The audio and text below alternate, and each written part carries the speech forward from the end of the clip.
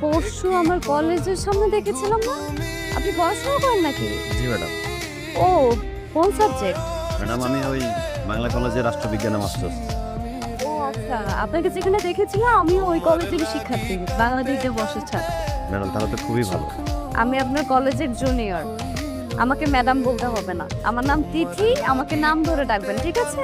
শোন ওই বন্ধুর কাছে তোর লাগে কিছু টাকা পাঠায় দে। শোন টাকার লেগে তুই একদম টেনশন করবি না, যখন যা লাগে আমারে করবি, আমি বাইসে আছি না, বিশেষ করে ওই তুই সালাম আলাইকুম।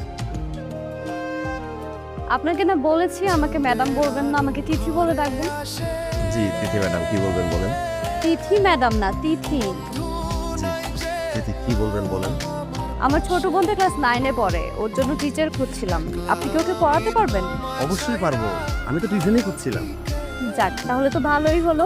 আজকে থেকে শুরু করে দেন। Number 1, you should write the email address carefully.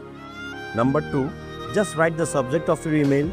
Number 3, your language should not be formal, it should be casual.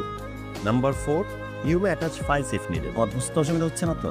না স্যার, আমি বুঝতে পারছি। আচ্ছা স্যার, একটা কথা শুনবেন। বলো। আমার আপু না ইংরেজিতে খুব দুর্বল, আপুকে একটু ইংরেজি পড়াবেন। ও পাফনামিং হচ্ছে না? এই বুঝলো ভাই, এটা তো বুঝলো ভাই, এই চেয়ার টেবিলগুলো কার? তুই নিচে বসে পড়াশোনা করিস, আমার না ভাল খায় না, এই জন্য ভাবলাম যে আমার ভাই টেবিল চেয়ারে বসে পড়াশোনা করে। আর আছে কিন্তু আপু বাসায় নেই তো? না, মানে মনে মনে যদি আপুকে খুঁজেন তাই বললাম। তোমার আপুকে আমি মনে মনে কেন খুঁজতে যাব? তাহলে কাকে খুঁজবেন? কাউকেই না। ও আচ্ছা, তাও ভালো। আপনার মনকে আমার আপুকে খুঁজতে হবে না, আমার আপুর মনে আপনাকে খুঁজবে।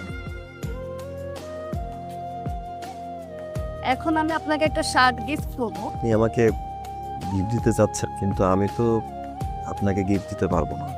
আমার তো কোনো গিফটের প্রয়োজনই নেই।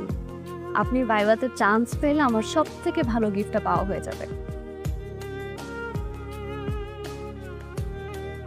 তাকে আর পড়াতে আসতে হবে না। কেন, কি হয়েছে? এই প্রশ্নের উত্তর তো আমি তোকে দেবো না। আসুন, এ মাসে 15 তারিখ